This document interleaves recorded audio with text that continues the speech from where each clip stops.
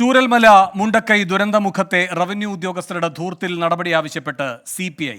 സംഭവത്തിൽ സമഗ്ര അന്വേഷണം വേണമെന്ന് CPI ജില്ലാ സെക്രട്ടറി EJ ബാബു ആവശ്യപ്പെട്ടു.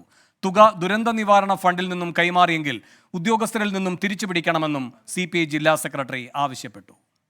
ഈ ദുരന്തവുമായി ബന്ധപ്പെട്ടുകൊണ്ട് മന്ത്രിമാർ കാണിച്ചിട്ടുള്ള കാര്യങ്ങൾക്ക് വിരുദ്ധമായി ഏതെങ്കിലും ഉദ്യോഗസ്ഥർ അനാവശ്യമായി ധൂർത്ത് നടത്തിയിട്ടുണ്ടെങ്കിൽ അതിനെക്കുറിച്ച് പരിശോധന നടത്തണം.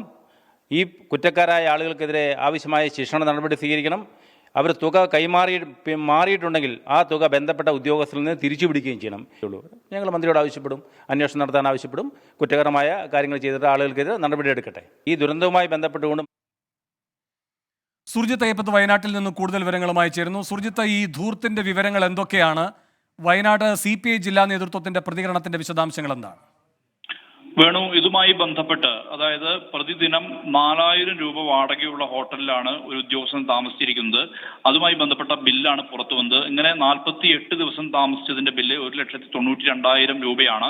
ഈ തുക ദുരന്ത നിവാരണ ഫണ്ടിൽ നിന്ന് അടയ്ക്കണം എന്ന് ചൂണ്ടിക്കാട്ടി കലക്ടർക്ക് മുമ്പാകെ ഈ ബില്ല് സമർപ്പിച്ചിരിക്കുകയാണ്.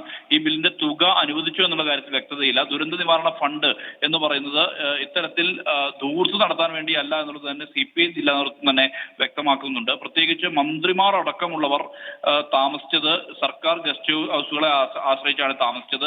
ഈ ദുരന്തം നടന്ന ഘട്ടത്തിലെല്ലാം തന്നെ മന്ത്രിസഭ ഉപസമിതിയിലെ അംഗങ്ങൾ ഇവിടെ ഉണ്ടായിരുന്നു.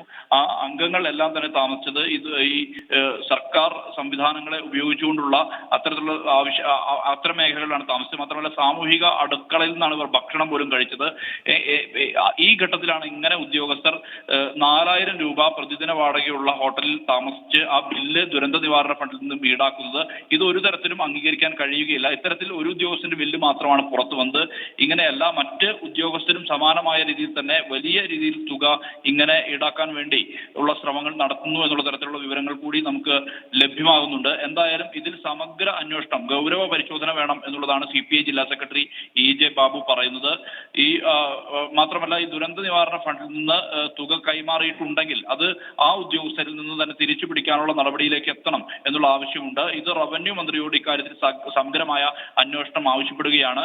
ഉദ്യോഗസ്ഥരിൽ നിന്നുണ്ടായത് ജനവിരുദ്ധ നടപടിയാണ് എന്നുള്ളതും EJ ബാബു ജില്ലാ സെക്രട്ടറി CPI ജില്ലാ നേതൃത്വം തന്നെ ഇക്കാര്യത്തിൽ പ്രതികരിച്ചിരിക്കുന്നു എന്നുള്ളതാണ് ഏറ്റവും സവിശേഷമായ സാഹചര്യം. എന്തായാലും ഇതാണ് വലിയ തുക. അതായത് 6000 രൂപയാണ് വാടകയായി വീട്ടുകാർക്കെല്ലാം, അതായത് ചുരൽമലയിലെ പുനരധിവാസത്തിന്റെ ഭാഗമായി നൽകുന്നത്. ഇങ്ങനെ ഒരു പ്രതിമാസ തുക 6000 നിൽക്കുമ്പോഴാണ് ഒരു ദിവസത്തെ തുക 4000 രൂപ ബില്ല് വരുന്ന ഹോട്ടലിൽ ഉദ്യോഗസ്ഥർ താമസിച്ചിരിക്കുന്നത്.